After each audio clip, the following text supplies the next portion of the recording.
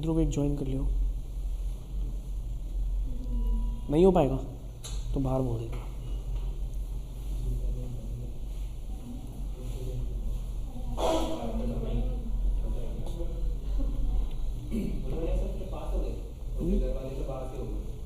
कौन?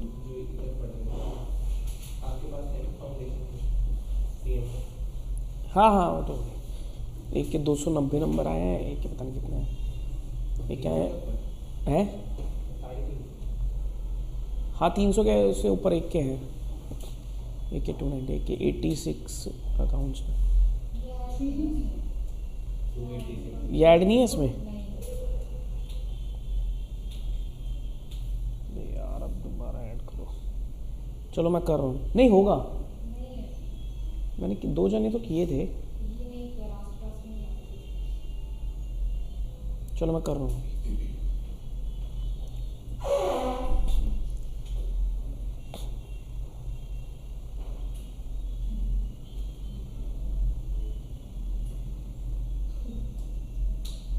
कर तो रखा है यार।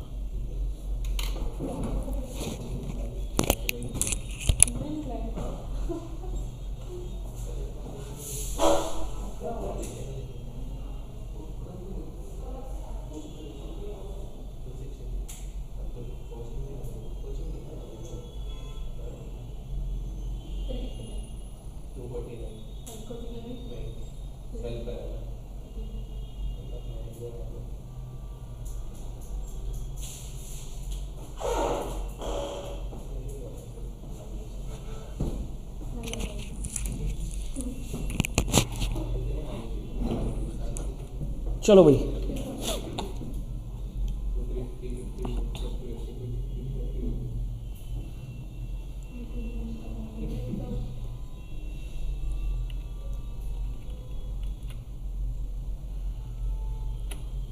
Yes, good afternoon everyone. चलिए जी, तो अपना इशू ऑफ शेयर्स का टॉपिक आगे बढ़ाते हैं। तो लास्ट क्लास में हमने देख लिया था कि भाई इशू ऑफ शेयर्स से रिलेटेड हमने कुछ बातें देखी थी, मिनिमम सब्सक्रिप्शन वगैरह देखा था, किस तरीके से शेयर इशू करते हैं, ये सब एक प्रोसेस सा समझ लिया था हमने। अब हम आते हैं इसकी अकाउंटिंग कैसे होगी। जो हमारा मेन पॉइंट है वो है अकाउंटिंग का, क्योंकि हमें अकाउंटिंग ही सीखनी है मेनली। तो ठीक है, अकाउंटिंग कैसे होगी, क्या क्या जर्नल एंट्रीज इसमें पास होती हैं, तो वो देखते हैं। Journal entry for issue of shares. देखो सबसे पहला प्रोसेस क्या था, पहला प्रोसेस क्या था कि कंपनी ऑफर डॉक्यूमेंट रिलीज करेगी, प्रोस्पेक्टस रिलीज करेगी, उसके बाद पब्लिक शेयर्स को सब्सक्राइब करेगी और साथ में वो एप्लीकेशन मनी डिपॉजिट कराएगी। तो यानी कि कंपनी के पास पहले पैसा आ जाएगा,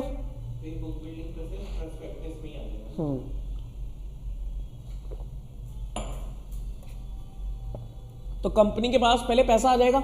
पैसा आने की एंट्री क्या होगी, बैंक अकाउंट डेबिट। अब ये किस चीज का पैसा आया, ये आई है एप्लीकेशन मनी, तो entry will be bank account debit to share application on the receipt of application money, bank to share application. अच्छा, क्या ये एंट्री जो होती है इसका मतलब ये है कि शेयर अलॉट हो गए? अभी तो एक तरीके से गुड एडवांस आया, अभी तो एप्लीकेशन मनी आई है, उसके बाद कंपनी शेयर अलॉट करना शुरू करेगी। पहले चेक करेगी मिनिमम सब्सक्रिप्शन क्राइटेरिया। मान लो अगर कम एप्लीकेशंस आई हैं तो क्या 90% तक एप्लीकेशंस आई हैं या नहीं आई है। अगर 90% से भी कम आई है तो यही पैसा उल्टा करना पड़ेगा, रिफंड कर देना पड़ेगा, ठीक है। और अगर 90% से ज़्यादा एप्लीकेशन आई है तो अलॉट कर दो। अगर और ज़्यादा जितने ऑफर करे थे उससे ही ज़्यादा एप्लीकेशन आ गया तो उसे हमें क्या करना पड़ेगा, कुछ केसेस बनाने पड़ेंगे। ओवर सब्सक्रिप्शन का केस है, या तो एक्सेस को रिजेक्ट करना पड़ेगा या प्रो राटा बेसिस पर अलॉटमेंट करनी पड़ेगी, कुछ ना कुछ ऐसा करना पड़ेगा। तो उसके बाद हम क्या करते हैं, अलॉटमेंट की एंट्री डालते हैं, allotment of share. Share allot करने की एंट्री क्या होती है, share application account debit to capital, मतलब जो एप्लीकेशन में पैसा आया था ना उसे हम क्या बनाएंगे, अब कैपिटल बना देंगे। पहले कैपिटल नहीं बनती है, पहले तो एप्लीकेशन मनी की एक लाइबिलिटी आ गई एक तरह से। उसके बाद जब शेयर अलॉट हो गए उस लाइबिलिटी के अगेंस्ट, तो वो लाइबिलिटी खत्म होगी, एप्लीकेशन मनी खत्म होगी, तो उसे डेबिट किया और उसे लाइबिलिटी बना दिया, अपनी शेयर कैपिटल बना दिया, share application to share capital. उसके बाद फिर हम क्या करते हैं, अगली इंस्टॉलमेंट ड्यू करते हैं, अलॉटमेंट ड्यू करते हैं। अलॉटमेंट ड्यू करने की एंट्री क्या होगी, share allotment to share capital. ये एप्लीकेशन के बाद दूसरा पैसा जो आता है अलॉटमेंट का वो ड्यू किया कंपनी ने। देखो एप्लीकेशन में तो क्या होता है कि कंपनी के पास पहले पैसा आएगा उसके बाद शेयर अलॉट करेंगे। लेकिन जो एप्लीकेशन में पैसा आएगा वो बहुत है, जैसे वो 5% हाँ हाँ वो बस उतना ही पोर्शन उतना ही पोर्शन आएगा, ठीक है। तो एप्लीकेशन के केस में तो क्या होगा कि पहले पैसा आएगा, उसके बाद शेयर अलॉट होगा। लेकिन एक बार शेयर अलॉट हो जाता है उसके बाद तो कंपनी पहले मांगेगी फिर आएगा। एप्लीकेशन में पहले ही पैसा आ जाता है, उसके बाद शेयर मिलता है। लेकिन एक बार शेयर होल्डर को मिल गया उसके बाद तो कंपनी जब मांगेगी तभी तो शेयर होल्डर पैसा देगा। तो यानी कि अलॉटमेंट वगैरह कॉल्स वगैरह क्या होती है, पहले ड्यू होती है फिर रिसीव होती है, ठीक है। तो ड्यू होने की एंट्री क्या होगी, अलॉटमेंट टू कैपिटल, और फिर इसकी रिसीव होने की एंट्री क्या होगी, बैंक टू शेयर अलॉटमेंट, ठीक है। तो ये होगी आपकी अलॉटमेंट ड्यू। अब नोट पढ़ो ध्यान से, sometimes share application and allotment accounts are not prepared and entry relating to application and allotment moneys are pass through combined application and allotment account. वो कहता है कई बार क्या होता है कि एप्लीकेशन अलॉटमेंट इकट्ठे ही होती है, वो कह रहा है सीधा कॉल होगी, या जैसे प्रैक्टिकली तो क्या होता है सारे ही पैसे इकट्ठे आ जाता है, तो एंट्री सीधा क्या डलती होगी, bank account debit to share application and allotment account, फिर share application allotment to share capital, काम खत्म। प्रैक्टिकली तो ये होता है, ठीक है। लेकिन कई बार आपको क्वेश्चन में क्या गिवन होगा कि एप्लीकेशन अलॉटमेंट इकट्ठे ही है, उसके बाद सीधा कॉल है, तो पहली एंट्री में ही आप एप्लीकेशन के साथ अलॉटमेंट वर्ड भी यूज करोगे, क्योंकि अलॉटमेंट की कोई एंट्री अलग से होनी नहीं है, ठीक है। फिर अगली इंस्टॉलमेंट ड्यू करोगे, कॉल ड्यू करोगे, entry will be share call account debit to share capital, फिर कॉल को रिसीव करोगे bank to share call account. अब ये कॉल एक भी हो सकती है, 2-3 तक भी जा सकती है। हाँ ड्यू, हाँ वो कॉल सीनेरियस वगैरह आ सकते हैं। Note, whenever question requires to prepare cash book, अच्छा कई बार ऐसा भी आएगा क्वेश्चन, वो बोलेगा कि prepare the cash book and pass necessary journal entry. तो अगर उसने कैश बुक के लिए बोला ना, अगर उसने कैश बुक प्रिपेयर करने बोला तो उस केस में आपको जर्नल में नॉन कैश वाली ट्रांजैक्शन डालनी है, क्योंकि कैश बुक की तो कैश की एंट्री तो सारी कैश बुक के अंदर आ गई यार। कैश बुक भी तो itself is a journal also, cash book भी तो जर्नल ही होता है, रिकॉर्डिंग ऑफ एंट्रीज के लिए काम आता है। तो कैश बुक में अगर आपने कैश वाली बैंक वाली ट्रांजैक्शन को रिकॉर्ड कर दिया तो फिर जर्नल के अंदर आपको सारी नॉन कैश वाली ट्रांजैक्शन रिकॉर्ड करनी है, जैसे share application to share capital वाली होगी, अलॉटमेंट ड्यू करने वाली होगी, कॉल ड्यू करने वाली होगी, ये नॉन कैश ट्रांजैक्शन है, इनको आप जर्नल में डालोगे और जो पैसा आने वाली एंट्रीज है वो सारी आपकी कैश बुक में जाएंगी, ठीक है। The entry relating to cash will not be entered in the journal, it will be directly entered in the cash book, ठीक है। बात समझ में आती है? तो देखते हैं कि अगर इससे रिलेटेड हमारे पास कोई क्वेश्चन है तो हम उसे सॉल्व कर सकते हैं।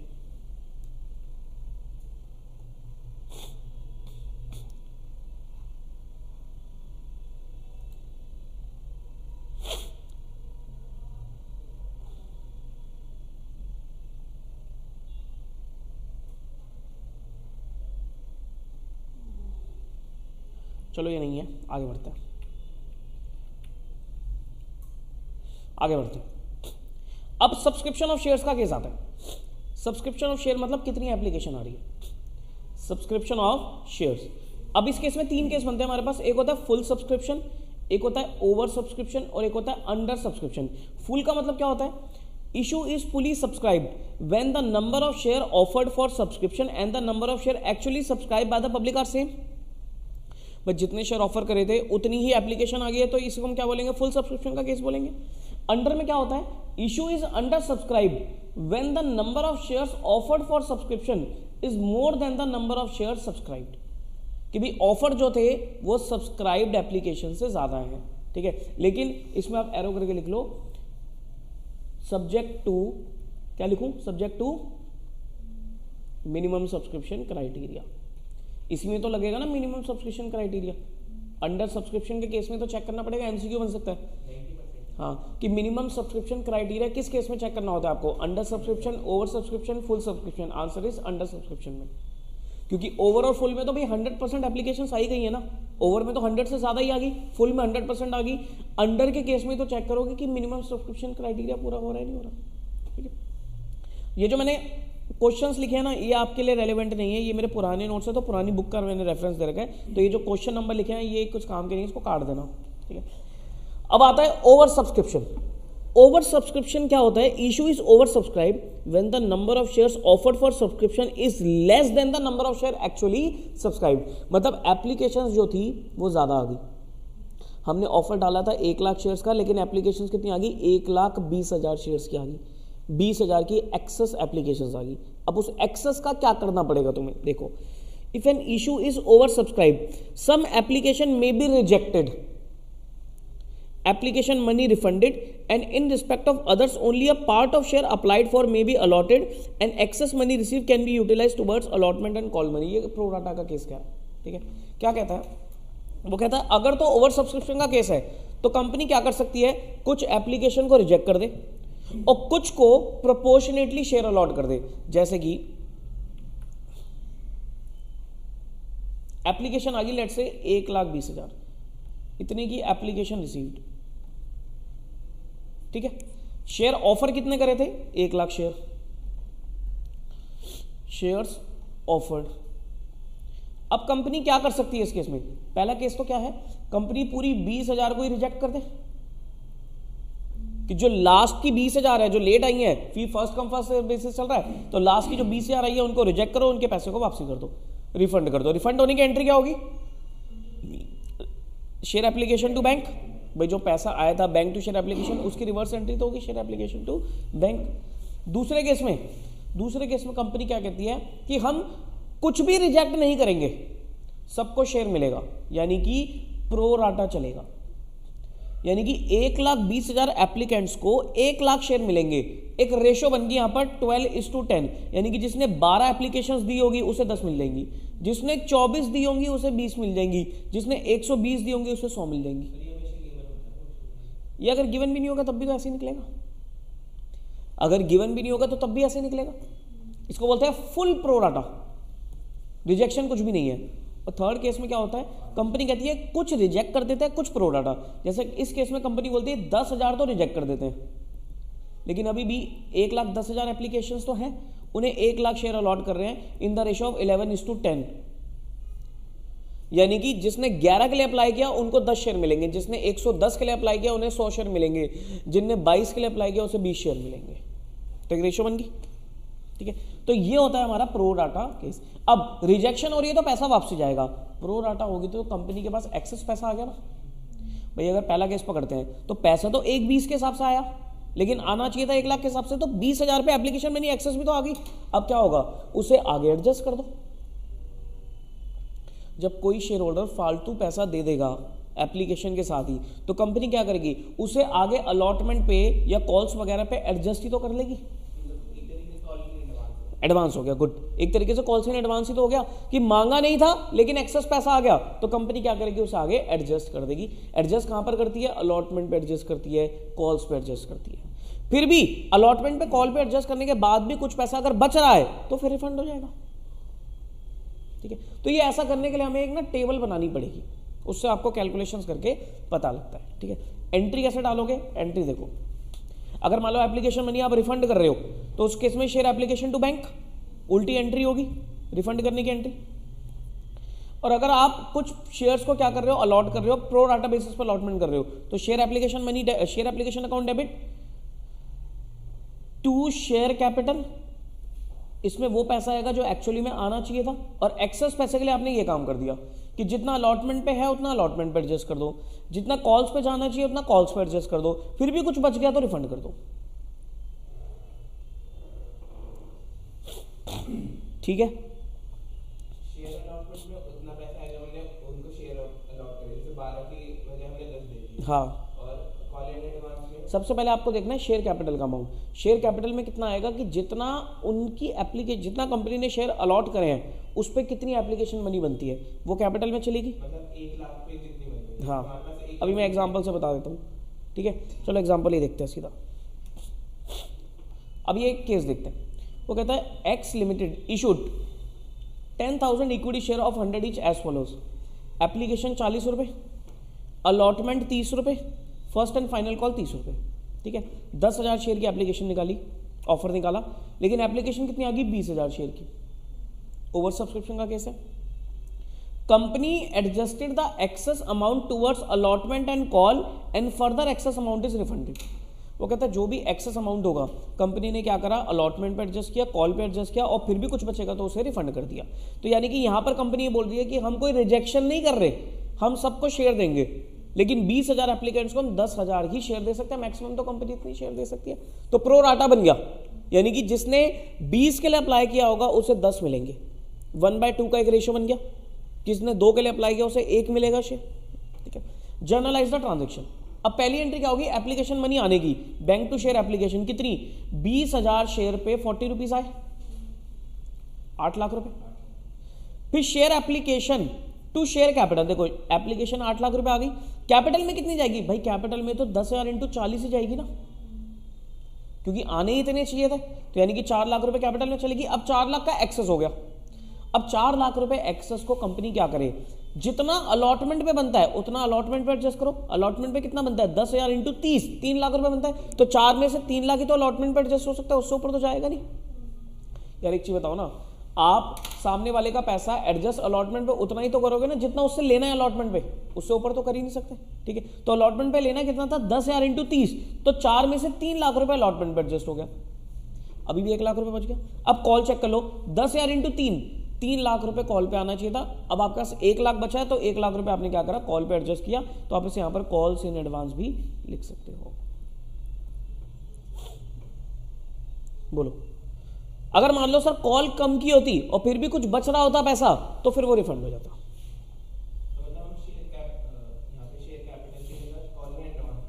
शेयर कैपिटल नहीं, शेयर कॉल की जगह, कॉल पे जो एडजस्ट हुआ है उसकी जगह कॉल से एडवांस भी।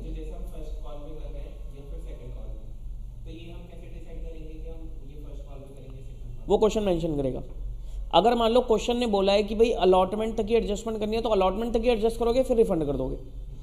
अगर क्वेश्चन ने बोला कॉल पे भी लेके जाना है, तो कॉल पे भी लेके जाओगे, उसके बाद रिफंड करोगे। अगर क्वेश्चन साइलेंट है तो आप सिर्फ अलॉटमेंट तक ही एडजस्ट करोगे, कॉल पे आप अपनी मर्जी से लेके नहीं जा सकते, ठीक।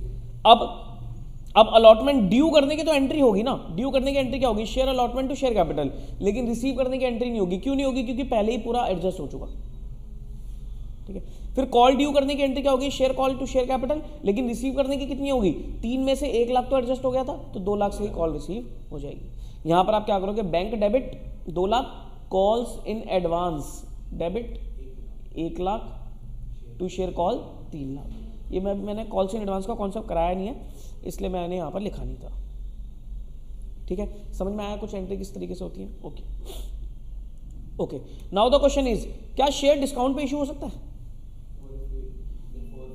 लॉ में पढ़ा होगा आपने, क्या शेयर डिस्काउंट पे इशू हो सकता है। वो कहता है डिस्काउंट होता क्या है, if share is issued at a price less than its nominal value, it is known as share to be issued at discount. भाई अगर फेस वैल्यू से भी कम प्राइस पे शेयर इशू हो रहा है तो उसे बोलते हैं डिस्काउंट, ठीक है। मान लो अगर शेयर की नॉमिनल वैल्यू है 100 रुपए और हमने शेयर 98 में इशू किया है, तो इसे बोलते हैं डिस्काउंट पे इशू करना, 2% का डिस्काउंट हो गया। बट कंपनी लॉ का सेक्शन 53 वो कहता है कि company can not issue shares at discount, company सस्ते शेयर इशू नहीं कर सकती accept in case of sweat equity shares. एक कॉन्सेप्ट होता है sweat equity shares. Sweat equity shares क्या होते हैं, जो अपने इंप्लॉइज को, डायरेक्टर्स वगैरह को इशू करे जाते हैं। ईसॉप्स भी आप इसे बोल सकते हो, ठीक है। ईसॉप्स हो गया, स्वेट इक्विटी शेयर्स हो गया, जो अपने इंप्लॉइज और डायरेक्टर्स वगैरह को इशू करे जाते हैं, सिर्फ उन्हें ही आप डिस्काउंट पे इशू कर सकते हो, अदरवाइज जनरल पब्लिक को आप अपने शेयर्स डिस्काउंट पे इशू नहीं कर सकते। जो भी अगर इशू एट डिस्काउंट होगा other than sweat equity share, उसे वॉइड बोलेंगे, वो क्या हो जाएगा, वॉइड हो जाएगा। मतलब अगर कंपनी ने कर भी दिया तो वो वॉइड है, वो ट्रांजेक्शन ही वॉइड है एक तरीके से। बात समझ में आती है, issue of shares at discount section 53। चलो अब एक दो क्वेश्चंस देखते हैं।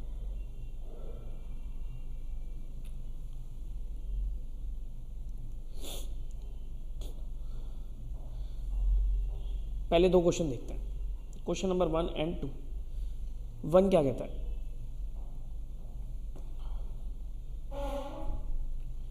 AK limited made an issue of 10 lakh equity share of 10 each payable full on application, पूरा ही पैसा एप्लीकेशन पे आ गया। Subscription were received for 12 lakh shares, ठीक है। Application money in respect of 2 lakh share was refunded and share were duly allotted to rest, pass the entry to give the effect to this transaction. वो कह रहा है 10 lakh share का offer निकाला, पूरा पैसा एप्लीकेशन पे आ गया और 12 लाख शेयर्स की एप्लीकेशन आ गई। वो कह रहा है जो एक्सेस 2 लाख रुपए आए ना उसे रिफंड करो। वो तो रिफंड करना भी पड़ेगा, आगे कुछ मंगाना ही नहीं है तो हमें तो रिफंड ही करना पड़ेगा।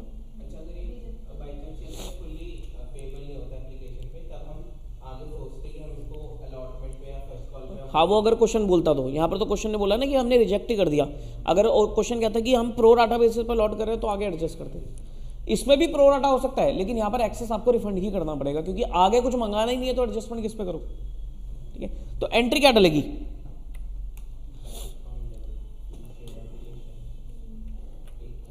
क्वेश्चन नंबर 1,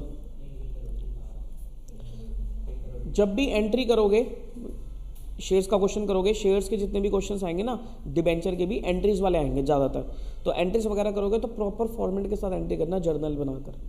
ठीक है, इन the books of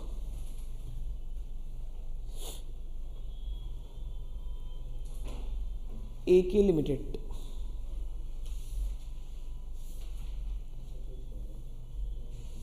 journal entries,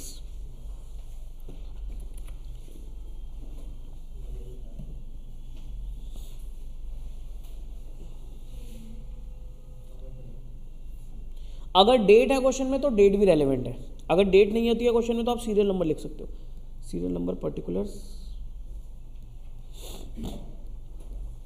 debit, credit, पहली एंट्री बैंक डेबिट। अगर मान लो इक्विटी वर्ड है, सुनो ध्यान से, ये छोटी छोटी चीजों के नंबर कट जाएंगे नहीं तो, अगर इक्विटी वर्ड है तो आपको क्वेश्चन में, सॉल्यूशन में इक्विटी वर्ड लिखना पड़ेगा, नरेशंस देनी पड़ेगी। ठीक है, तो bank account debit to equity share application account, 12 lakh into कितने रुपए की एप्लीकेशन में थी, पूरा ही आ गया था 10, तो 12 लाख पे आया ना भाई, एप्लीकेशन नहीं 12 लाख शेयर पे आई ना, तो 12 लाख इंटू 10 कितना हो गया, 120 लाख, 1,20,00,000। नरेशन क्या देंगे, नरेशन देनी जरूरी है, लेकिन नरेशन में क्या लिखते हो वो रेलेवेंट नहीं है। ठीक है, तो बीइंग एप्लीकेशन मनी रिसीव्ड, क्योंकि एग्जामिनर नरेशन पढ़ने नहीं बैठेगा आपकी, हाँ हाँ हाँ, लिख रखा है तो नंबर है, नहीं लिखेगा तो फिर वो पूरे क्वेश्चन में 1 नंबर काट देगा। अरे यार तुम एक लाइन में क्या ही गाना लिखोगे।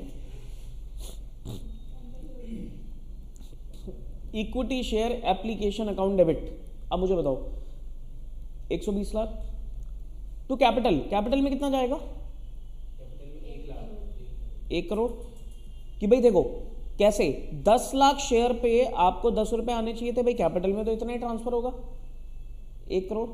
तो यानी कि जो आपको 20 लाख रुपए मिल गया, इसको क्या करना पड़ेगा, रिफंड बैक करना पड़ेगा टू बैंक।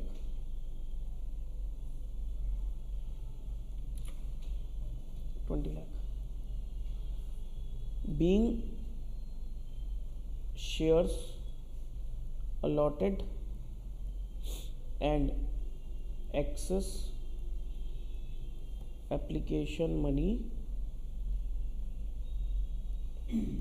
refunded। नहीं ये चल जाएगा, चल इतना चलेगा, कोई दिक्कत नहीं।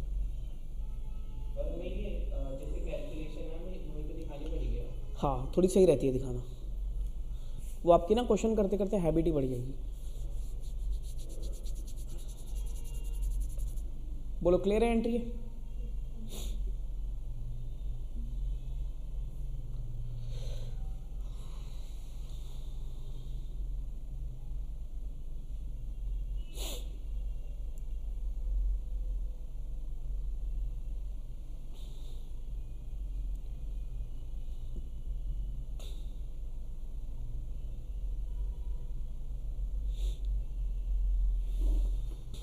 Next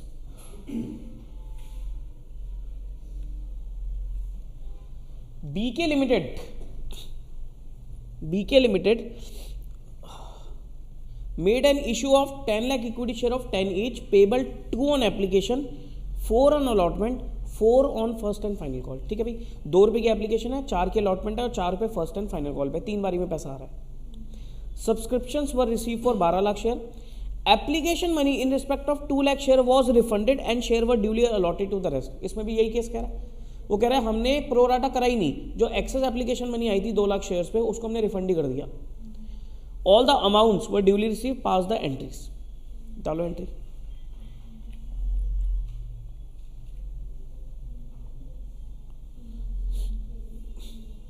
question number 2 in the books of BK limited, journal entries.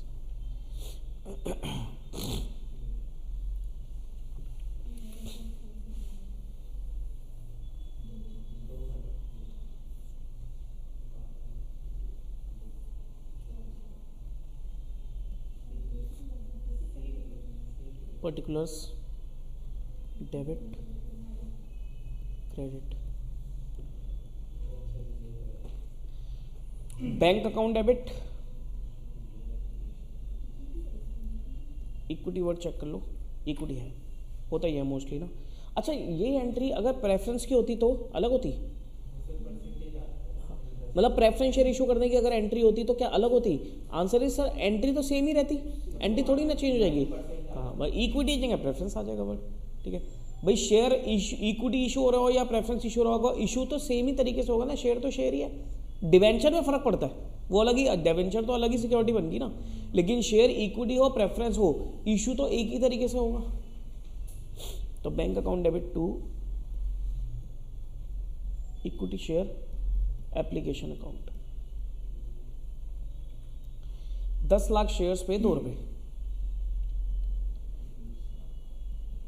नहीं 10 नहीं 12 लाख था ना, 12 लाख पे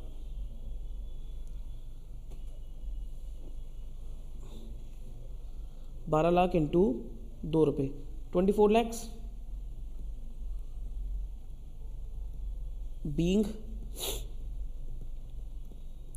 application money received. Second entry,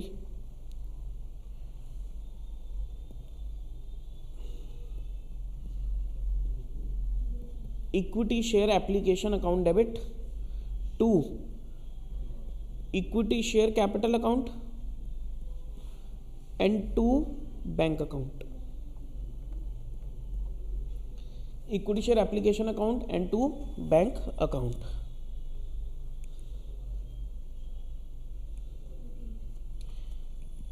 क्या एंट्री होगी? 24 लाख। हाँ, इक्विटी कैपिटल में कितना जाएगा? 10 लाख शेयर पे 2 रुपए, 20 लाख। और जो एक्सेस आया था भाई 2 लाख शेयर्स पे, जो एक्सेस 2 रुपए 4 लाख रुपए आ रखा था, उसको क्या करा? रिफंड ही कर दिया उसने, आगे लेकर जाना ही नहीं। Being shares allotted and excess money refunded. अब सारा काम 10 लाख शेयर्स पे। पहले क्या करेंगे? अलॉटमेंट ड्यू करेंगे। अलॉटमेंट ड्यू करने की एंट्री, अलॉटमेंट ड्यू करने की entry equity share allotment account debit to equity share capital account. बताओ अलॉटमेंट में कितना जाएगा? हाँ, 10 लाख शेयर पे होगा अब काम, क्योंकि 2 लाख तो हम रिफंड रिजेक्ट करके रिफंड कर चुके ना। तो 10 लाख इंटू कितने रुपए की अलॉटमेंट बनी है? अलॉटमेंट आपकी 4 रुपए की, तो 10 लाख इंटू 4, 40 लाख।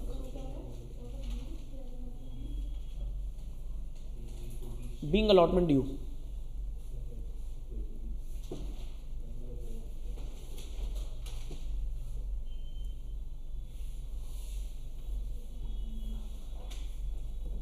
नेक्स्ट, पैसा रिसीव करो, bank debit to equity share allotment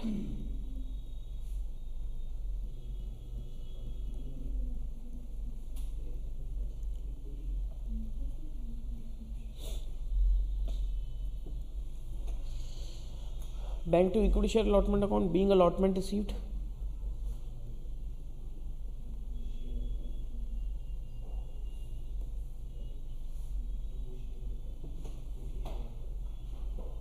next, call due करो। कौन सी कॉल है? पहली, फर्स्ट और फाइनल कॉल ही है, तो फर्स्ट और फाइनल कॉल अकाउंट डेबिट। हाँ, equity first and final call account debit.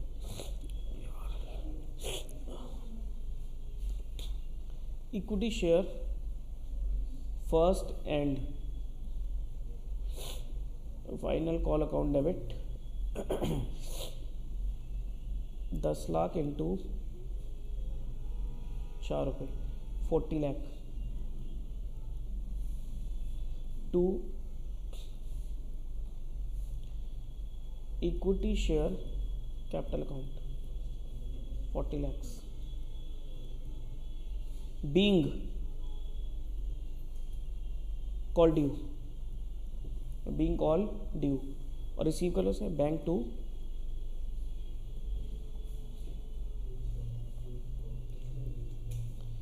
Equity share first and final call account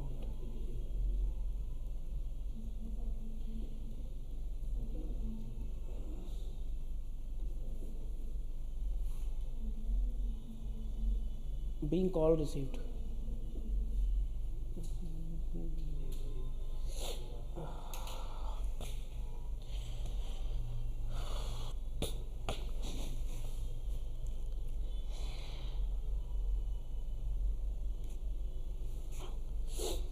Done.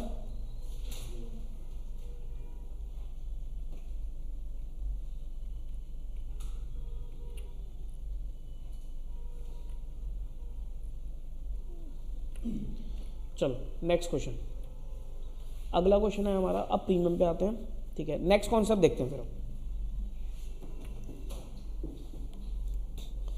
अगला कॉन्सेप्ट आता है हमारे पास, important concept, issue of shares at premium. Premium पे शेयर को इशू करना, क्या सर कंपनी प्रीमियम पे शेयर इशू कर सकती है? बिल्कुल कर सकती है। डिस्काउंट पे नहीं कर सकती, प्रीमियम पे कर सकती है। प्रीमियम क्या होता है? अगर कंपनी अपना शेयर फेस वैल्यू से ज्यादा प्राइस पर इशू कर रही है तो उसे बोलता है इशू एट प्रीमियम, ठीक है। It is said to be issued at premium. क्या हर कंपनी अपना शेयर प्रीमियम पे इशू कर सकती है? भाई जिसका नाम अच्छा होगा, जो लोग लेना चाह रहे होंगे, वो सब प्रीमियम पे होता है इशू, ठीक है। तो it is quite common for a financially sound and well manage company to issue its securities at premium, ठीक है। जैसे अगर मान लो नॉमिनल वैल्यू 100 रुपये है और हमने उसे 105 रुपये में इशू किया, तो it is said to have been issued at a premium of 5%, 5%। सारे अभी दिखाया तो था, सारी कंपनी प्रीमियम पे इशू करती हैं। जो भी दिखाया था मैंने अभी आपको, कौन सी कंपनी का देखा था, ज्योति फैब जो भी था, वो 305 रुपये का शेयर उन्होंने इशू प्राइस रखा, तो प्रीमियम पे तो है। फेस वैल्यू तो 2 रुपये थी। सारी कंपनी प्रीमियम पे इशू करती हैं अपना शेयर, ठीक है, क्योंकि प्रीमियम अमाउंट वो बहुत ज्यादा बढ़ा देती है। ओके, फेक नहीं है ना, नहीं, कंपनी को पैसे की रिक्वायरमेंट है तो उन्होंने फेस वैल्यू तो कम रखी, लेकिन क्या रखा, उसमें जो एक्स्ट्रा पैसा कंपनी मंगा रही है ना, वो कह रही है हम प्रीमियम के नाम का मंगाएंगे, अलग से रिजर्व में रखेंगे उस पैसे को। नाउ द क्वेश्चन इज कि सब प्रीमियम, ऐसे तो कंपनियां मंगाती चली जाएंगी प्रीमियम, ठीक है, लेकिन सेक्शन 52 कहता है कि प्रीमियम हर जगह यूज नहीं हो सकता, उसके लिमिटेड ही यूजेज हैं। कि अगर आपने सिक्योरिटी प्रीमियम कलेक्ट कर लिया ना, तो उसके 5 ही यूजेज हैं सेक्शन 52 के हिसाब से, वही यूज कर सकते हो, वो भी पढ़ते हैं। When issue is eight premium, premium amount can be collected at any stage, किसी भी स्टेज पर प्रीमियम मंगा सकते हो आप। एप्लीकेशन मनी के साथ भी मंगा सकते हो, अलॉटमेंट में भी मंगा सकते हो, कॉल पे भी मंगा सकते हो, उनमें डिवाइड करके भी मंगा सकते हो कि प्रीमियम का कुछ पोर्शन एप्लीकेशन में मंगा लिया, कुछ अलॉटमेंट में मंगा लिया, कुछ कॉल पे मंगा लिया। Generally premium amount is called with application money और अलॉटमेंट मनी। जनरली किस पे मंगाया जाता है? अलॉटमेंट पे या एप्लीकेशन पे। Such premium account is credited in a separate account known as securities premium account, ठीक है। तो प्रीमियम अलग से एक अकाउंट में जाएगा जिसका नाम क्या रहेगा? Security premium account. और इसे आप कहां दिखाओगे? बैलेंस शीट में under the head reserves and surplus. Schedule 3 की हम बैलेंस शीट पढ़ेंगे ना, तो उसमें आपका शेयर होल्डर फंड आता है, शेयर होल्डर फंड में शेयर कैपिटल आता है, उसमें आपकी कैपिटल आ जाएगी। दूसरा हेड आता है रिजर्व एंड सरप्लस, उसके अंदर आता है securities premium in the balance sheet as per schedule 3। हाँ, तो जो ये सिक्योरिटी प्रीमियम रिजर्व है वो इसी का पार्ट होगा ना, रिजर्व एंड सरप्लस। हाँ, जैसे हम equity plus reserve and surplus निकालते हैं, तो ये पूरी उसमें हम लेंगे। क्योंकि जो कैपिटल एम्प्लॉयड होती है ना, वो होती है कि ओनर्स का पैसा कितना है, तो जो रिजर्व है वो ओनर्स के तो है, तो इसलिए पूरा रिजर्व एंड सरप्लस ऐड कर देते हैं। हाँ, नाउ द क्वेश्चन इज, क्या सिक्योरिटी प्रीमियम मैंने कलेक्ट कर लिया शेयर होल्डर से, एक्सेस पैसा कलेक्ट कर लिया, तो मैं कहीं भी यूज करूं उसे? नहीं। Section 52 of the companies act, इसे याद भी कर लेना, थ्योरी क्वेश्चन आ सकता है इसके ऊपर। Section 52 of the companies act 13 क्या कहता है कि security premium may be applied by the company in following 5 cases towards issue of unissued shares of a company to be issued to member of the company as fully paid bonus securities. मतलब company अपने fully paid bonus share issue करने के लिए security premium use कर सकती है। हाँ, recover कर लेते हैं कि अगर कंपनी को अपने बोनस शेयर इशू करने हैं तो वहां पर सिक्योरिटी प्रीमियम को यूटिलाइज किया जा सकता है। और कहाँ यूज हो सकता है? कंपनी अपने प्रीलिमिनरी एक्सपेंसेस को राइट ऑफ करने के लिए, कंपनी क्या करेगी? अपने प्रीलिमिनरी एक्सपेंसेस को राइट ऑफ करने के लिए यूज कर सकते हैं सिक्योरिटी प्रीमियम, इनकॉर्पोरेशन एक्सपेंस जो होते हैं, और expenses paid on, commission paid on, discount allowed on any security और debenture of a company, share issue expense, underwriting commission. नहीं, डिस्काउंट डिबेंचर में तो हो सकता है ना, वो कह रहे हैं ना एनी सिक्योरिटीज और डिबेंचर्स, ठीक है। जैसे under writing commission, shares, debenture दोनों पे हो सकती है। शेयर के इशू के एक्सपेंसेस हो सकते हैं, किसी पे प्रोस्पेक्टस इशू करना, कोई अगर ब्रोकर को कमीशन देना, एडवर्टीजमेंट करना, ये सब चीज़ें शेयर इशू एक्सपेंस में आ जाएगा। डिबेंचर्स पे जनरली डिस्काउंट और loss on issue of debenture है। इन सबको राइट ऑफ करने के लिए सिक्योरिटी प्रीमियम यूज हो सकता है। कंपनी जब अपने डिबेंचर्स को या प्रेफरेंस शेयर को प्रीमियम पे रिडीम करती है, उस प्रीमियम को राइट ऑफ करने के लिए आप क्या कर सकते हो? सिक्योरिटी प्रीमियम यूज कर सकते हो। प्रीमियम पे रिडीम करना मतलब फालतू पैसा दिया at the time of redemption, तो वो भी तो लॉस है कंपनी के लिए।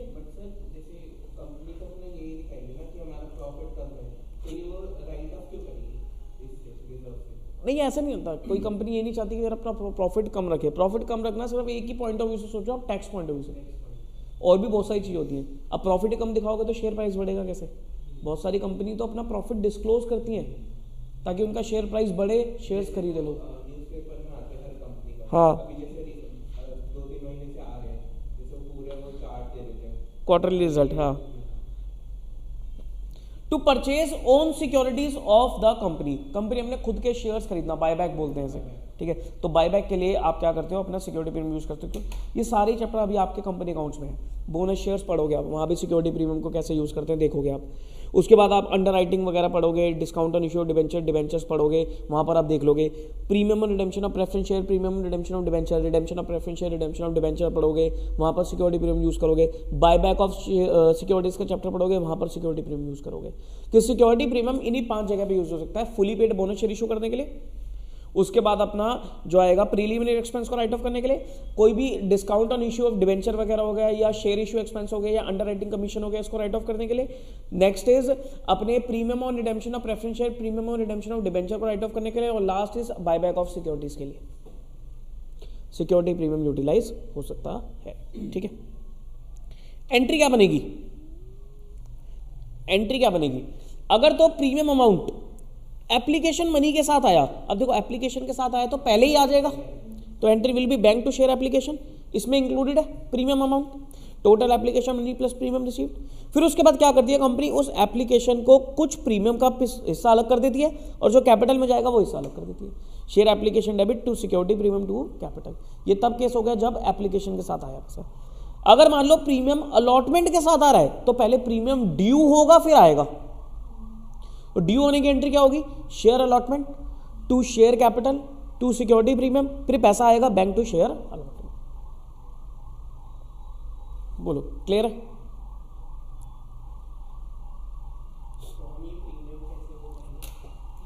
अलग अलग कैसे करेंगे वो क्वेश्चन में मेंशन होगा। कितने रुपए का प्रीमियम है?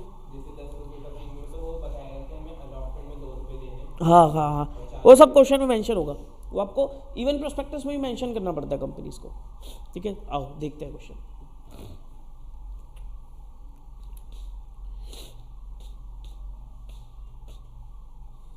Question number third sorry. AB company limited issued 5 crore equity share of 10 each at a premium of 4 per share payable on application.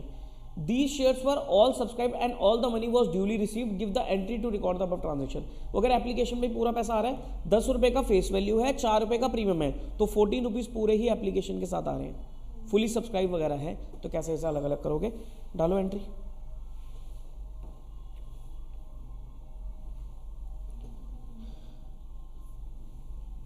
Question number 3। In the books of AB and company limited.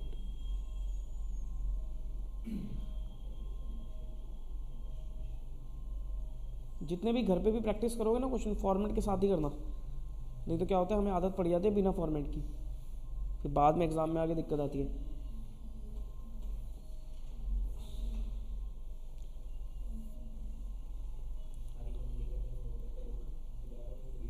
Particulars debit credit, पहली entry bank to equity है, bank to equity share.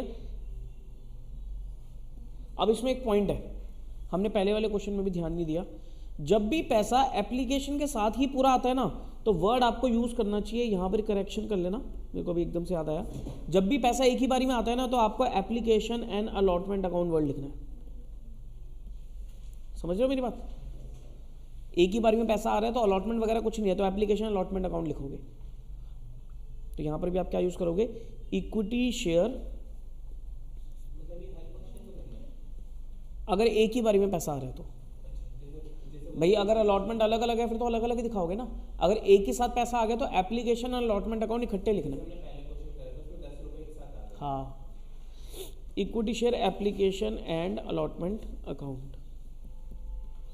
कितने shares है? 5 करोड़ पे 14 rupees, 14 कितना आ जाएगा? 70 crore,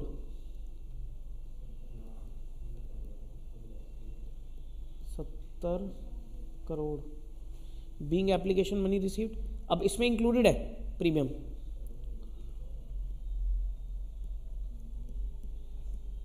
now अब इसे अलग अलग कैसे करूं? देखो 5 करोड़ पे 10 रुपए, 50 करोड़ तो कैपिटल में जाएंगे और 5 करोड़ पे 4 रुपए 20 करोड़ प्रीमियम में जाएंगे। Equity share application and allotment account debit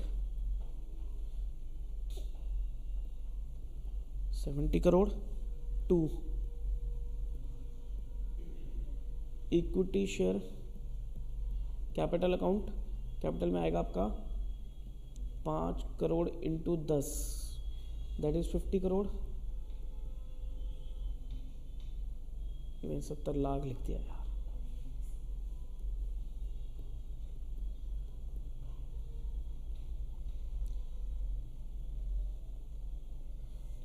to securities premium account 5 crore into 4 20 crore.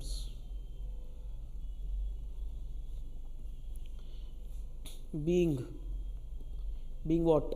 Being shares allotted. ठीक है,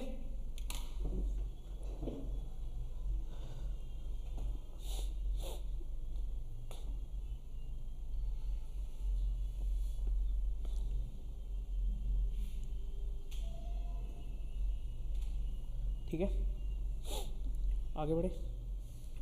next question, question number 4।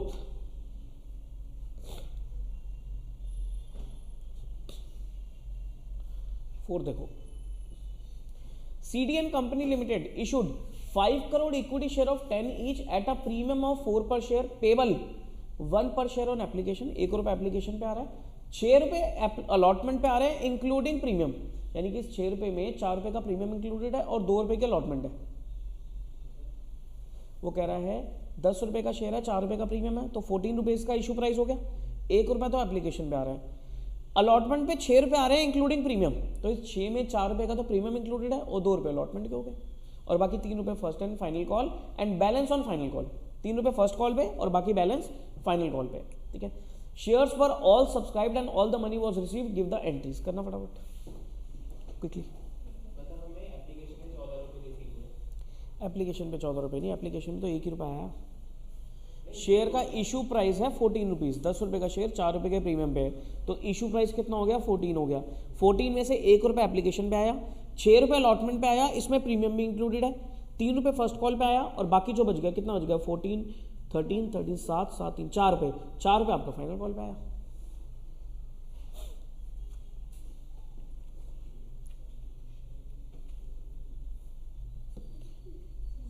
4th in the books of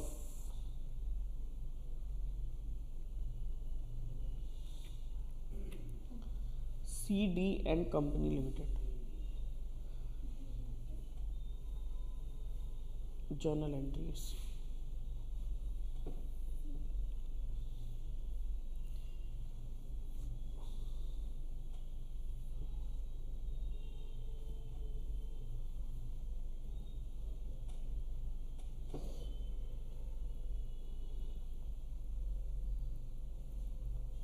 पहली entry, bank two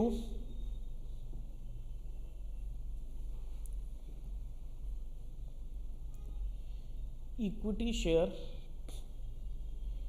application account. अब यहां पर एप्लीकेशन अलॉटमेंट वर्ड नहीं लिखूंगा क्योंकि अलग अलग आ रहा है। तो bank to equity share application 5 crore shares पे। अच्छा, क्वेश्चन को रुपीज इन करोड़ में कर दूं। कंपनी अकाउंट्स में ना बहुत सारे क्वेश्चन आपको ऐसे rupees in lakhs, rupees in crore में भी होंगे, तो आप ऐसे कर सकते हो, 0 लगाने की जरूरत नहीं होगी। ठीक है, तो क्या लिखोगे 5 करोड़ इंटू 1, तो 5 करोड़ से एंट्री होगी 5 बीइंग एप्लीकेशन मनी रिसीव्ड।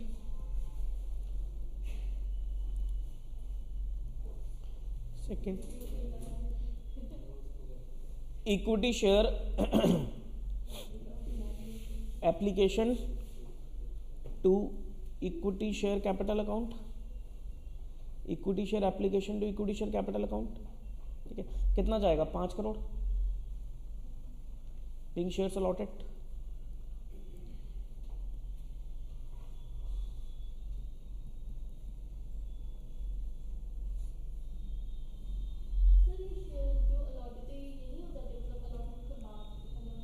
नहीं, एप्लीकेशन मनी आई, एप्लीकेशन मनी कैपिटल में ट्रांसफर हुई तो शेयर अलॉट हो गया ना उन्हें। शेयर अलॉटेड का मतलब ये नहीं है कि अलॉटमेंट आ गई, अलॉटेड मतलब उनको शेयर होल्डर बना दिया, अब पैसा मांग रहे हैं अलॉटमेंट का। भाई जब तक लोगों ने एप्लीकेशन दी थी तब तक वो शेयर होल्डर थोड़ी ना थे, वो तो पब्लिक थी, जनरल पब्लिक थी। उसके बाद जब कंपनी एक्सेप्ट करके शेयर देगी उन्हें तभी तो वो शेयर होल्डर बनेंगे। तो सेकंड एंट्री में तो यही हो रहा है कि एप्लीकेशन एक्सेप्ट होकर उन्हें शेयर मिल रहा है, कैपिटल में ट्रांसफर हो रहा है वो पैसा, तो उन्हें शेयर होल्डर बनाया जा रहा है।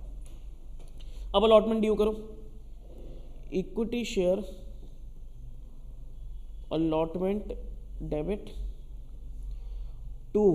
अब देखो यहां पर 5 करोड़ शेयर पे 6 रुपए की अलॉटमेंट है, लेकिन इसके 2 हिस्से हैं, कुछ तो कैपिटल है भाई। 5 करोड़ पे 2 रुपए तो कैपिटल है और 4 रुपए आपका क्या है, प्रीमियम है। 2 सिक्योरिटीज प्रीमियम अकाउंट, 5 करोड़ पे 4 रुपए।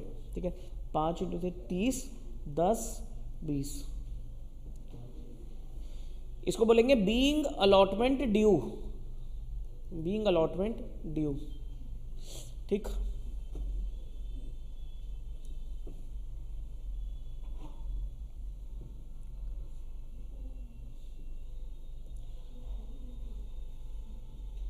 फोर्थ,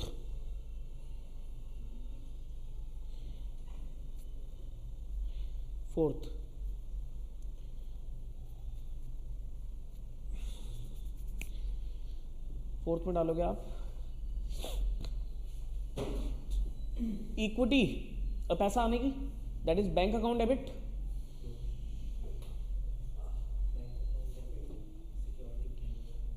नहीं, bank debit to equity share allotment. भाई प्रीमियम तो पहले क्रेडिट कर दिया ना, ड्यू कर दिया, अब वो पूरा पैसा मिल जाएगा तो बैंक टू अलॉटमेंट, क्योंकि अलॉटमेंट के अंदर ही तो इंक्लूडेड है प्रीमियम।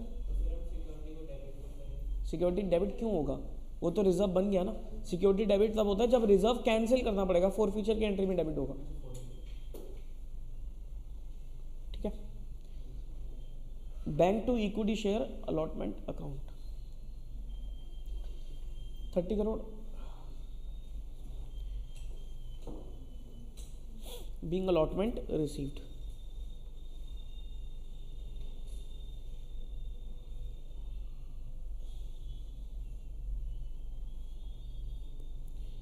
फिफ्थ, अब क्या करोगे आप, फर्स्ट कॉल ड्यू करोगे, equity share first call account debit. 5 crore share पे कितने रुपए की फर्स्ट कॉल है, ₹3 की फर्स्ट कॉल है और 4 की फाइनल है। To equity share capital 15 crore,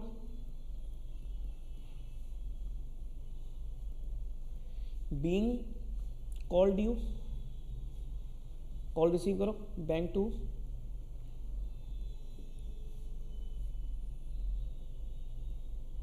equity share first call debit, bank to equity share first call account 15 being call received. अब फाइनल कॉल भी है इसमें ₹4 की, equity share. Now the question is कि सर कंपनी इंस्टॉलमेंट में क्यों नहीं मंगाती पैसा, क्यों नहीं मंगाती कंपनी इंस्टॉलमेंट में? हम मोस्टली देखते हैं कि एक ही बार में पैसा कंपनी मंगा लेती है, आगे तक क्यों नहीं लेके जाती? रिस्क हो सकता है शेयर होल्डर पैसा देने से मना करते, भाग जाए शेयर होल्डर, कॉल सीनियर्स हो जाए कंपनी। अगर पैसा नहीं आ रहा तो कंपनी को तो नुकसान ही हो जाएगा ना, फिर कंपनी फोरफीड, उसका खर्चा अलग होगा। तो कंपनी कहती है हमें इस चक्कर में पड़ना ही नहीं है, पहले ही पैसा मंगा के खत्म कर। डिस्काउंट पे इशू करना पड़ेगा। नहीं, नेट में तो फायदा ही हो जाता है कंपनी को, लेकिन प्रोसेस लंबा चला जाएगा। Equity share final call debit 5 crore पे ₹4 20, ये वाला एंट्री वाला, हाँ पहले तो चलता ही था। To equity share capital account 20 crore, being call due, और लास्ट इज कॉल रिसीव करो, bank account debit to equity share final call 2020 being call received.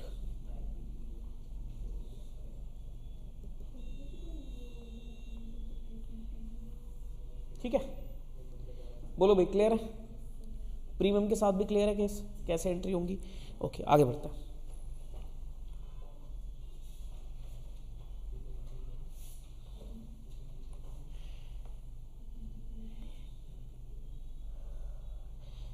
Next concept देखो, calls in arrears. Calls in arrears, calls in arrears क्या होगा? Company ने पैसा मांगा, share holder ने पैसा नहीं दिया, उसे हम बोलेंगे calls in arrears. Sometimes share holder fail to pay the amount due on allotment और calls, such unpaid amount is known as calls in arrears और अनपेड कॉल्स। ठीक है जी। Such amount represent uncollected amount on capital from the shareholder, hence it is shown by way of deduction from the called up capital to arrive at paid up capital in the balance sheet। Company ने पैसा मांगा, चाहे allotment पे हो चाहे call पे हो, लेकिन कुछ शेयर होल्डर ने पैसा नहीं दिया, उसे हम बोलेंगे कॉल्स इन एरियर्स। अब पैसा तो आया नहीं कंपनी के पास, तो कंपनी अपनी बैलेंस शीट में उसे डिडक्ट करके तो दिखाएगी अपनी कैपिटल में से, कि कॉल्ड अप कैपिटल में से माइनस करके दिखाओ कॉल्स इन एरियर्स, तो अपने आप ही आ जाएगी पेड अप कैपिटल, और वो पेड अप कैपिटल से ही तो बैंक अफेक्ट होगा, तो इसलिए वो बैलेंस शीट में शो किया जाता है। एंट्री क्या पास होगी? कॉल्स इन एरियर्स की। कॉल्स इन एरियर्स का कब पता लगेगा? जब पैसा आएगा तभी तो पता लगेगा। पहले तो कंपनी कॉल ड्यू करेगी, उसके बाद जब रिसीव होगा तभी तो पता लगेगा कितने लोगों ने दिया कितने ने नहीं दिया। तो एंट्री इज बैंक डेबिट, जितना रिसीव हो गया, जो नहीं हुआ उसके लिए स्पेशल अकाउंट खुलेगा कॉल्स इन एरियर्स। ठीक है, अलॉटमेंट पे है तो शेयर अलॉटमेंट आ जाएगा, कॉल्स पे है तो कॉल्स आ जाएगा। ठीक, नाउ इंटरेस्ट, इस पे इंटरेस्ट लगाती है कंपनी। अब शेयर होल्डर ने पैसा नहीं दिया तो कंपनी इन पे इंटरेस्ट चार्ज करेगी। ठीक है, कॉल्स इन एरियर्स पे इंटरेस्ट कौन पे करेगा? शेयर होल्डर पे करेगा कंपनी को। भाई शेयर होल्डर ने कॉल नहीं दी, अब जब भी शेयर होल्डर पैसा देगा कॉल का तो विद इंटरेस्ट देना पड़ेगा। ठीक है, तो it is paid by share holder to the company on the calls due but remaining unpaid. Maximum rate कितना होता है कॉल्स इन एरियर्स पे? कंपनी कितना लगा सकती है? Maximum 10%, table F। ठीक है। तो मैक्सिमम कंपनीज एक्ट के हिसाब से कंपनी कितना रेट लगा सकती है कॉल्स इन एरियर्स पे 10% per annum, calls in advance पे 12% होता है। कॉल्स इन एरियर्स पे कंपनी क्या करेगी, शेयर होल्डर से इंटरेस्ट लेती है। अब नाउ द क्वेश्चन इज कब से कब तक का इंटरेस्ट लगेगा, अभी आता हूं उस पर। कॉल्स इन एरियर्स पे कब से कब तक का इंटरेस्ट लगेगा, interest is payable from the date call money is due till the date money is received. भाई जब ड्यू हुई है और जब कॉल वो रिसीव हुई है, ये जब शेयर होल्डर ने पैसा दिया कॉल्स इन एरियर्स का, वहां तक का इंटरेस्ट लगेगा मैक्सिमम 10% के हिसाब से। यानी कि कंपनी कम रेट तो लिख सकती है, अपने आर्टिकल्स में मेंशन कर सकती है कि हम इतना इंटरेस्ट चार्ज करेंगे, तो कम रेट तो रख सकती है। लेकिन अगर आर्टिकल में रेट मेंशन नहीं है तो टेबल F फॉलो हो जाएगी और उसके हिसाब से कंपनी क्या रखेगी, 10% का मैक्सिमम रेट रख सकती है। आपको याद होगा कंपनीज एक्ट में पढ़ा होगा कि या तो कंपनी आर्टिकल्स फॉलो कर ले, आर्टिकल्स में लिख दे, अगर आर्टिकल्स में कोई पॉइंट नहीं लिखा तो टेबल F लग जाती है, तो टेबल F में एक रेट लिखा हुआ है। मतलब अगर आर्टिकल्स में कंपनी अपनी सारी चीजें लिखती है कि हम ये करेंगे वो करेंगे, अगर कोई भी चीज आर्टिकल्स ऑफ एसोसिएशन में नहीं लिखे तो टेबल F फॉलो हो जाती है, ठीक है। तो टेबल F के हिसाब से जो रेट है मैक्सिमम कॉल्स इन एरियर्स पे वो कितना है, 10%, कंपनीज एक्ट में। Can director waive off the interest, क्या डायरेक्टर इंटरेस्ट को वेव कर सकता है, छोड़ सकता है? Yes, directors have right to waive off such interest in the individual cases on its own description. अपनी मर्जी से अगर डायरेक्टर वेव ऑफ करना चाहे तो वेव ऑफ कर सकते हैं। कॉल्स इन एरियर्स का जो इंटरेस्ट होता है वो एक नॉमिनल अकाउंट है। भाई कंपनी के लिए इनकम है, एक्सपेंस है, कंपनी के लिए इनकम है, ठीक है। तो वो कंपनी क्या करेगी, अपने P&L अकाउंट में एज अ इनकम क्रेडिट करेगी। एंट्री क्या बनेगी, पहले इंटरेस्ट को ड्यू करोगे तो entry will be share holder से इंटरेस्ट लेना है, तो share holder to interest on calls in arrears. फिर उसके बाद वो इंटरेस्ट मिलेगा तो बैंक टू शेयर होल्डर्स, सीधा रिसीट नहीं होती, पहले इंटरेस्ट ड्यू होगा फिर रिसीव होगा, क्योंकि हम हमेशा अकाउंटिंग एक्रूअल बेसिस पे करते हैं, ठीक है। तो पहले इंटरेस्ट ड्यू करने की entry share holder to interest, फिर रिसीव करने की entry bank to share holders. Clear? Calls in advance, calls in advance क्या होता है, जब कंपनी जब शेयर होल्डर बिना मांगे ही पैसा दे देते, कंपनी ने पैसा कॉल नहीं किया लेकिन पहले ही शेयर होल्डर ने पैसा दे दिया। अब मान लो कंपनी ने शेयर इशू किया और मैं भी शेयर होल्डर उस कंपनी का, ठीक है। 8 रुपये मांगे कंपनी ने शेयर पे, मैंने बोला यार मैं 2 रुपये के चक्कर में नहीं पड़ता, मैंने पहले ही 10 रुपये पूरे दे दिया कंपनी को, मैंने बोला लो अब दोबारा बाद में मत मांगना। तो 2 रुपये जो मैंने एक्सेस अपने शेयर्स पे दे दिया ना, वो कंपनी के लिए क्या रहेंगे, as a calls in advance पड़े रहेंगे अदर करंट लायबिलिटी में। और कंपनी जब तक वो एडवांस ड्यू नहीं हो जाता तब तक उसे एडजस्ट नहीं करेगी, ठीक है। तो sometimes share holder pay a part or whole or amount not yet called up, such amount is known as calls in advance, the amount is credited to calls in advance account. Entry क्या बनेगी, अब यहां पर तो पहले पैसा आएगा calls in advance का, तो entry will be bank to calls in advance. और जब ये कॉल्स इन एडवांस एडजस्ट होगा, एडजस्ट कब होगा, जब वो कॉल ड्यू होगी, जिस कॉल का वो एडवांस है वो कॉल ड्यू होगी, तो उस केस में इसे एडजस्ट करेंगे। तो bank debit, calls in advance debit to share, जो भी कॉल है कॉल अकाउंट। अब एडवांस दे दिया, शेयर होल्डर ने एडवांस दे दिया तो कंपनी उस पर इंटरेस्ट देगी, इंटरेस्ट कंपनी देगी अब शेयर होल्डर को, ठीक है। तो यहां पर interest is payable by company to share holder on the call money received in advance but not yet due, ठीक है। या तो रेट आर्टिकल्स में लिख दे कंपनी, अदरवाइज जो मैक्सिमम रेट है वो कितना लगेगा, 12% पर एनम, इससे ऊपर नहीं हो सकता। अच्छा, यहां पर इंटरेस्ट कब से कब तक पे होगा, interest is payable from the date money is received to the date call finally made due. यानी कि जब पैसा आया वहां से लेकर तक जब वो कॉल एडजस्ट हो रही है वहीं तक का तो इंटरेस्ट होगा। भाई मैंने आज पैसा दे दिया लेकिन वो एक्चुअली में कॉल 3 महीने बाद ड्यू होनी थी, तो मैंने 3 महीने पहले पैसा दे दिया ना, तो मुझे 3 महीने का तो इंटरेस्ट देगी कंपनी, ठीक है। Share holders are not entitled for any dividend on calls in advance. Dividend हमेशा पेड अप कैपिटल पे होता है, पढ़ा था आपने। अब calls in advance paid up capital का पार्ट होता ही नहीं है, क्योंकि ये तो कंपनी की अदर करंट लायबिलिटी है, तो इस हिस्से पे डिविडेंड नहीं मिलेगा। मतलब अगर मेरे पास 1 लाख शेयर्स हैं, 8 रुपये पेड अप वैल्यू है, तो मेरे पास 8 लाख की कैपिटल होगी। अब कंपनी 10% डिविडेंड बांट रही है, तो 8 लाख का 10% मुझे 80,000 का क्या मिलेगा, डिविडेंड मिलेगा। बट अगर मैंने 10 रुपये दे रखे हैं तो मैं ये नहीं बोल सकता कि मुझे तो 10 लाख का 10% 1 लाख रुपए का डिविडेंड दो, नहीं। जो एडवांस मैंने दे रखा है उस पर मुझे अलग से इंटरेस्ट मिलेगा, उस पर डिविडेंड नहीं मिल सकता। हाँ, अगर ड्यू हो गई वो एडवांस तो फिर तो कॉल से एडवांस ही खत्म हो गया ना कॉन्सेप्ट, फिर तो वो अपने आप ही कैपिटल बन गई, फिर पूरी पेड अप कैपिटल पे मिल जाएगा मुझे। ये भी नॉमिनल अकाउंट है कंपनी के लिए, एक्सपेंस है इंटरेस्ट ऑन कॉल से एडवांस, तो कंपनी क्या करेगी, क्योंकि ये एक्सपेंस है तो कंपनी अपने पीएनएल अकाउंट में स्टेटमेंट ऑफ पीएनएल में से डेबिट करेगी। एंट्री विल बी, पहले इंटरेस्ट ड्यू होगा तो इंटरेस्ट ऑन कॉल से एडवांस एक्सपेंस है कंपनी के लिए, टू शेयर होल्डर्स पेमेंट करनी है कंपनी को, फिर शेयर होल्डर्स टू बैंक। इसके क्वेश्चन आते हैं कई बार, कॉल्स इन एरियर्स और कॉल्स इन एडवांस। बोलो क्लियर है यहां तक? क्लियर है? क्वेश्चंस देखते हैं।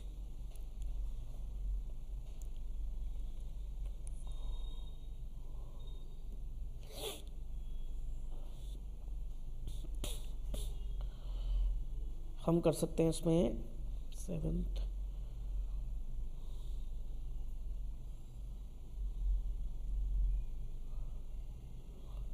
चलो करते हैं 5th पे आ जाओ।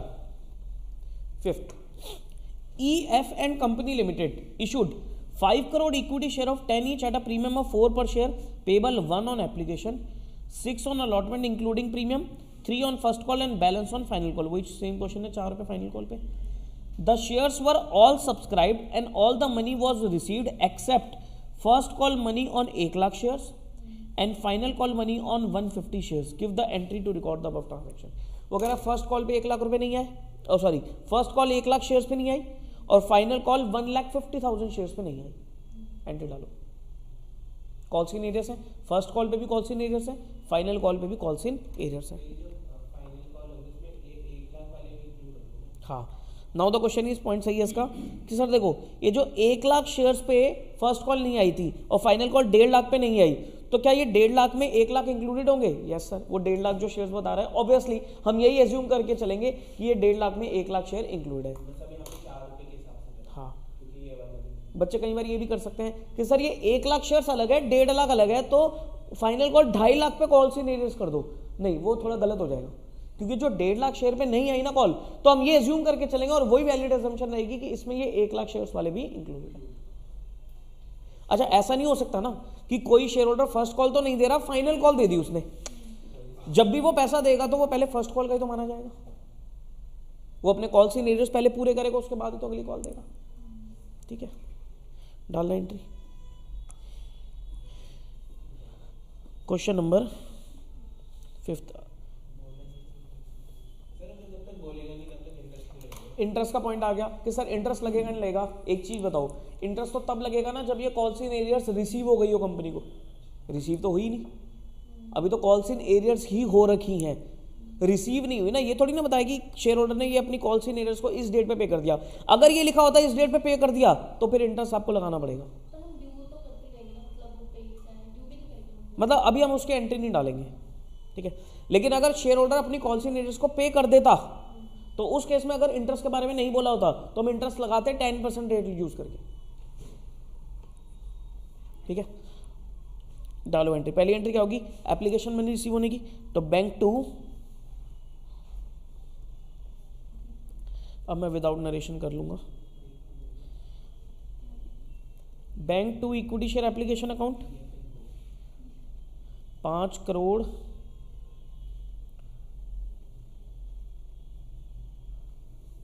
इनटू एप्लीकेशन मनी है कितने रुपए की? 1 रुपए की।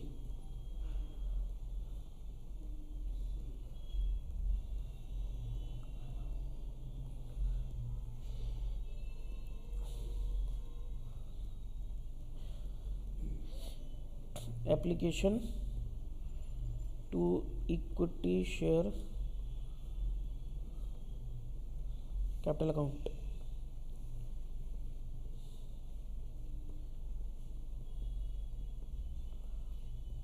Third equity share allotment due करो, allotment to equity share capital account to securities premium account. 5 crore into 6 तो हो जाएगा आपका 30 करोड़। 5 करोड़ इंटू 2 10 करोड़।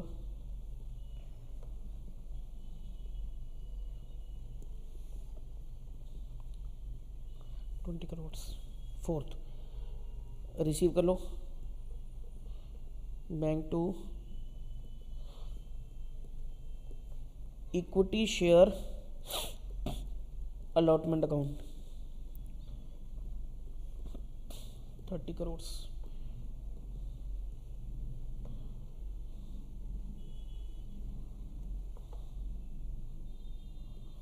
तो जैसे हम जैसे कोई भी रिजर्व होता है हम उसको लास्ट में ट्रांसफर करते हैं, तो ये सिक्योरिटी प्रीमियम ट्रांसफर करेंगे जैसे एंड में? करने की जरूरत ही नहीं है, ये अपने आप ही जब आप डिस्क्लोज करोगे तो रिजर्व एंड सरप्लस में सिक्योरिटी प्रीमियम नाम से ही आएगा। जब हम बैलेंस शीट करेंगे सीखेंगे हम बैलेंस शीट भी बनाना यहाँ पर।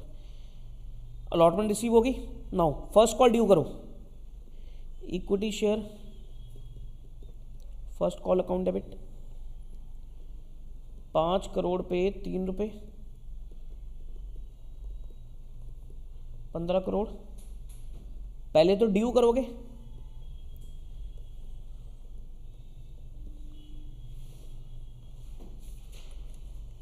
To equity share capital account 15 crore. अब रिसीव देखो, bank debit, calls in arrears debit,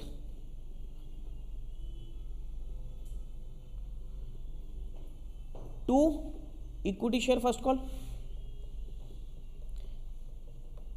देखो bank debit, calls in arrears debit, calls in arrears में कितना आएगा, 1 लाख शेयर्स पे नहीं आई, 1 लाख शेयर पे 3 रुपए नहीं आए, तो यानी कि 15 करोड़ में से 3 लाख रुपए नहीं आए, ठीक है।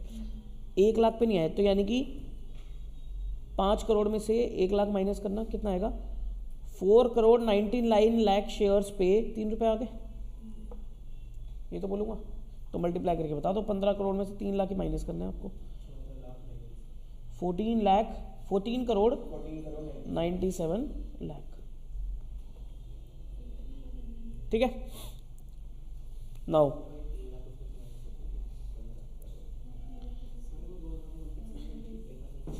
कॉल्स इन एरियर्स, भाई पैसा कितने पे आया, 5 करोड़ शेयर थे, 1 लाख पे नहीं आया, तो 1 लाख के कॉल्स इन एरियर्स आ गए, तो 4.99 लाख पे आ गया पैसा, तो 4.9 लाख इंटू 3 और calls in arrears debit to equity share first call. अब फाइनल कॉल ड्यू करो, equity share final call debit, final call वही 5 करोड़ इंटू 4 रुपए की थी फाइनल कॉल, तो 20 करोड़।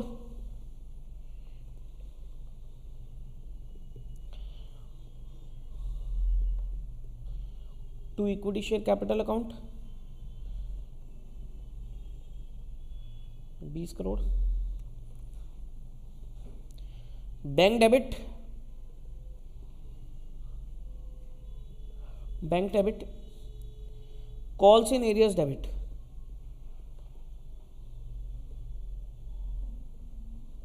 देखो कॉल्स इन एरियर्स कितने पे नहीं आई, 1 करोड़ 50 लाख पे नहीं आई, 4 रुपए, यानी कि 20 करोड़ में से कितने नहीं आए आपके पास, 6 लाख रुपए नहीं आए, ठीक है। तो कितने आ गए, 19 करोड़ 94 लाख,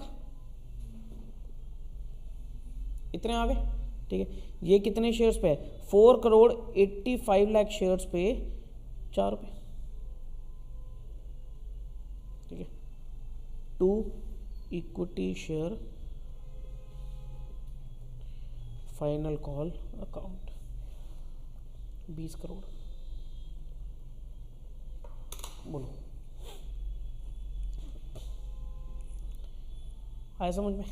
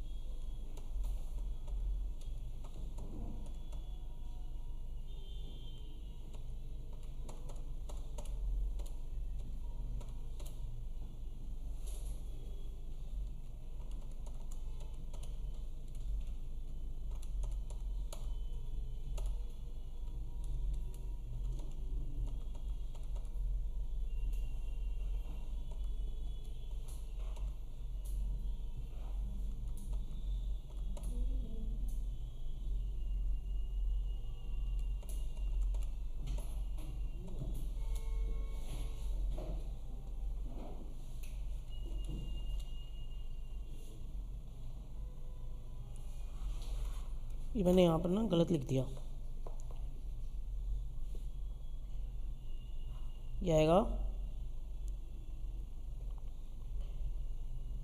4.985 करोड़ और यहाँ पर आ जाएगा आपका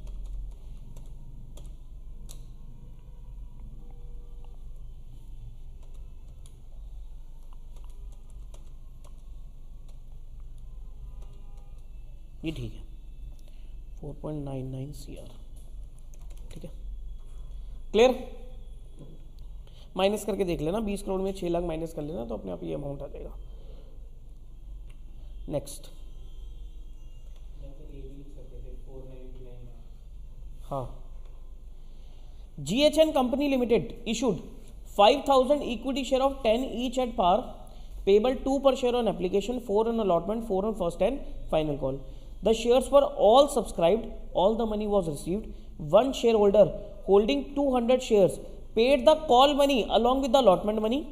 The amount was subsequently adjusted. Give the entry to record the above transactions. Calls in advance और वगैरह आगे एडजस्ट भी होगी। Now the question is, sir क्या इंटरेस्ट की एंट्री होगी? क्यों होनी चाहिए भाई? देखो पहले कॉल्स इन एडवांस आया, फिर वो आगे एडजस्ट भी हो गया, तो इंटरेस्ट की एंट्री होगी। अच्छा, आप क्या कहते हो, होनी चाहिए नहीं होनी चाहिए? हाँ भाई, इंटरेस्ट के लिए टाइम पीरियड तो चाहिए, इंटरेस्ट के लिए आपको टाइम पीरियड तो चाहिए। अगर डेट्स होती तो मैं इंटरेस्ट की एंट्री करता था। ये मत बोलना सर इंटरेस्ट के लिए रेट नहीं है, रेट तो गिवन है, 12% लगाओ एडवांस पे, हाँ 12% पर एनम और 10% per annum calls in years पे, लेकिन रेट के लिए इंटरेस्ट लगाने के लिए टाइम पीरियड चाहिए, तो टाइम पीरियड गिवन ही नहीं है, तो मैं कर ही नहीं सकता इंटरेस्ट की एंट्री। ठीक है, बात समझ में आती है? तो सीधा कॉल्स इन एडवांस से एडजस्ट करने तक की एंट्री होगी।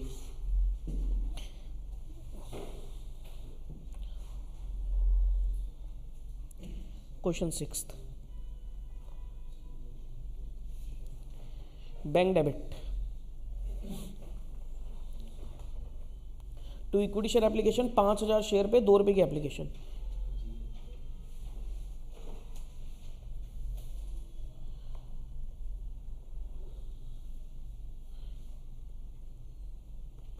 $10,000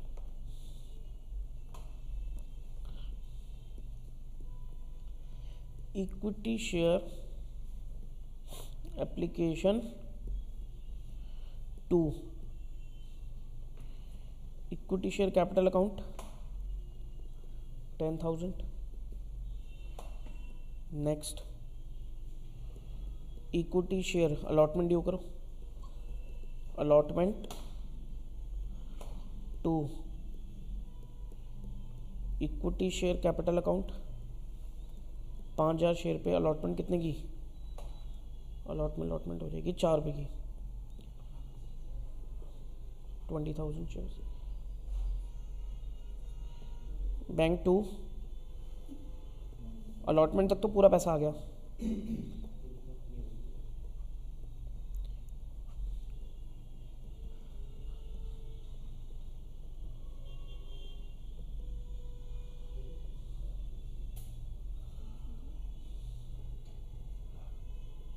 equity share first and final call,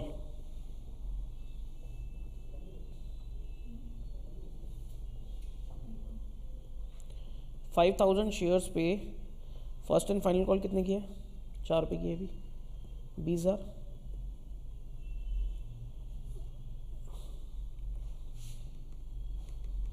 अरे यार एक पॉइंट हो गया, कॉल्स इन एडवांस तो अलॉटमेंट पे ही है ना। तो यहां पर देखो शेयर होल्डर ने क्या करा, शेयर होल्डर ने अलॉटमेंट तो दी, साथ में 200 शेयर्स पर 4 रुपये, 800 रुपये और दे दिए। ठीक है, तो 800 रुपये क्या हो जाएंगे हमारे? Calls in advance. नहीं, कॉल्स इन एडवांस वर्ड ही लिखना पड़ेगा। जैसे उसने फर्स्ट कॉल के लिए मनी ले ली, हाँ, तो वहाँ पे फर्स्ट कॉल भी ले लेंगे ना, कॉल्स इन एडवांस वर्ड लिखो बस। हाँ, 800, 20,000, पैसा कितना आया? 20,800। अब कॉल्स इन एडवांस को पहले ड्यू करो, फिर पेमेंट पे ये कॉल्स इन एडवांस एडजस्ट करोगे। पहले फाइनल कॉल को ड्यू करो, फिर जब उसे रिसीव करोगे तो ये कॉल्स इन एडवांस एडजस्ट कर लेना। That is equity share first and final call debit 5,000 into 4 20,000।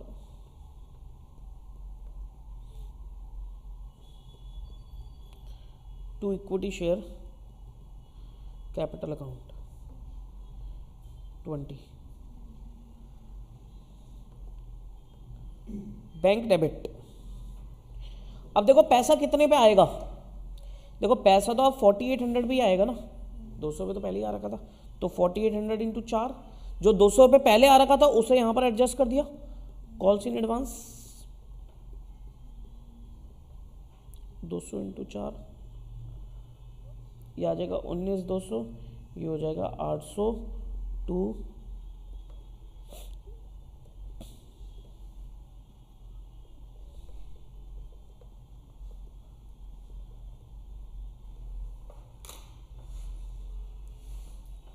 ठीक है।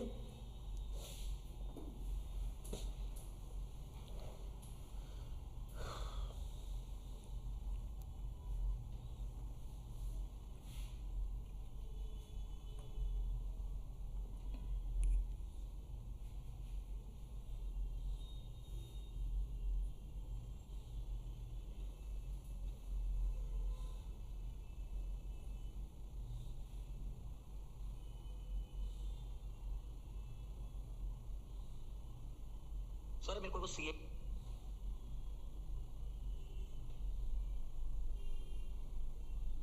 इंटर वाला फ्लायर देना और क्या कहते हैं उसका प्राइस बता दो मेरे को, क्या है और आपकी और वैलिडिटी कितनी है सर, तो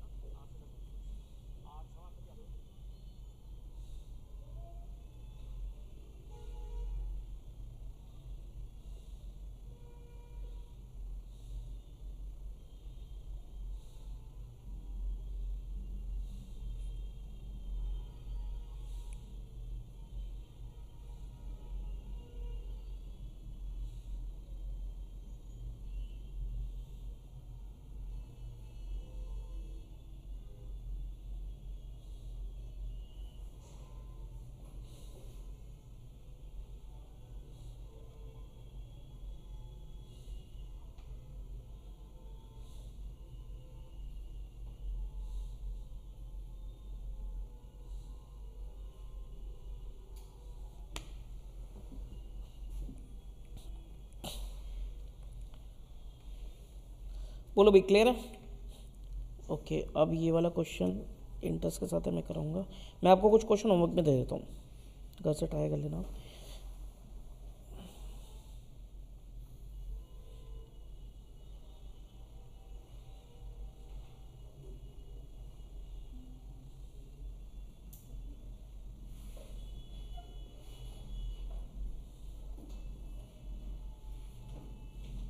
क्वेश्चन नंबर 25 होमवर्क डालो, ये बहुत बेसिक बेसिक से क्वेश्चन है। 25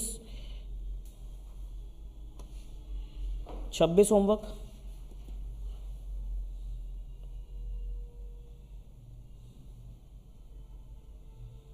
27 होमवर्क,